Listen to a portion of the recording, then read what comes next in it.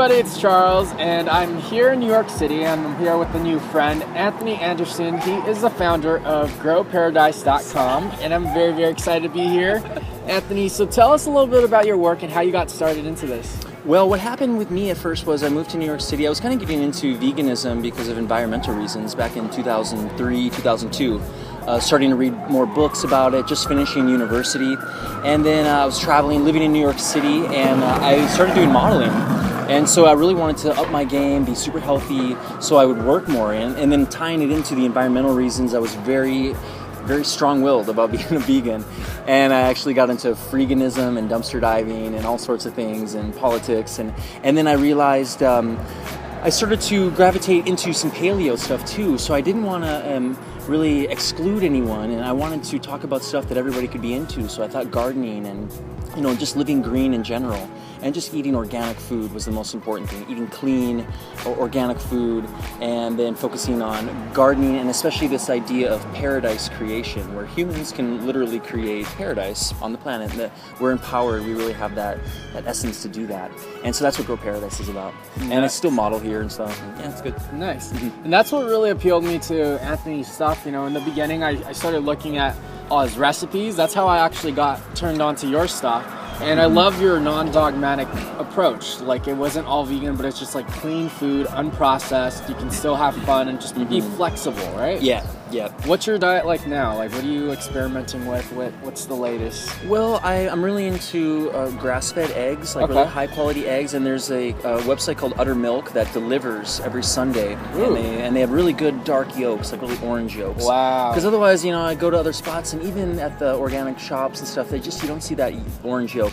Yeah. I eat a lot of organic grass-fed yogurt, lots of fruit, kind of seasonal fruit, although I buy frozen raspberries and frozen mangoes at Trader Joe's. That's kind of a staple. Oh yeah, me too. It goes well with everything. Smoothies. Those are And if you take those little mango chunks out of the fridge for maybe like freezer for like 5 minutes, they thaw out. They're mix it with coconut cream or something. A lot of stuff like that. I eat a lot of coconut products, a lot of stir fries with coconut oil and ghee. Yeah, that's pretty much the staples. A lot of egg dishes, yeah. Nice. And I know you have a property in Minnesota, right? Yes, you're a permaculture expert. So talk about what you do, and I know you offer consultations as well. Yeah. My big thing was getting a property near my parents' place in Minnesota, actually right across the road. So it was almost like a retirement plan. We could have this little eco village with our families, almost like a grocery store right across the road. So in 2008, I planted all these trees, a lot of berry bushes, grapevines. Everything kind of had a use. If it wasn't edible, it was good for the bees, or it was good for the soil, and everything had like a beautiful symphony.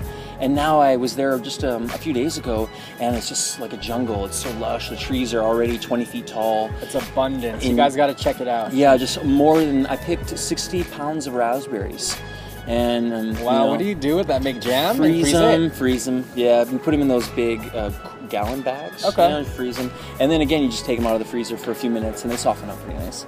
Nice. So I've got that, and I really got into permaculture. It was just this idea that humans could really be an asset to the planet instead of being a liability.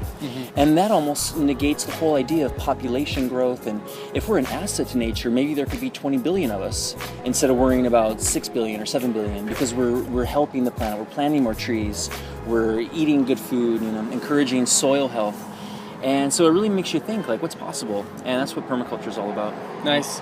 So for anybody who's at home that's watching, what kind of tips can you give them if they want to start growing food, but they're kind of intimidated, Like, what's some tips? It can be very intimidating, and even starting off with sprouts can be intimidating because, the sprouts are actually quite high maintenance. I really like the trees, the long-lived trees, the berry bushes.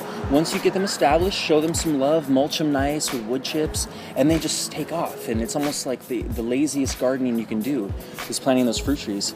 And of course nut trees and all those other things. But so if you have a backyard, if you know someone with a backyard, go in the summertime in the spring and plant some fruit trees. You can find them for $20, $30, even cheaper. There's a website that I like called Lawyer Nursery, like the job Lawyer Nursery. Okay. And you have to buy them in quantity, maybe 10, but you can get them for like $2 each. And maybe they're only this tall, but in a few years you're caught up. So if you have a large property and you have to buy hundreds and hundreds, that's a really good website too.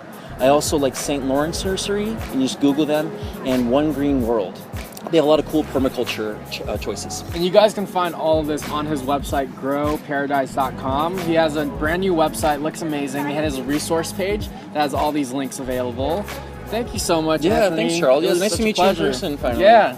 Awesome. Yeah, thanks for your work. I'm Yeah, very of excited course. for your event here, and it's Yay. very good. Spreading the word. Yeah, really. see you guys soon. Take Bye. care.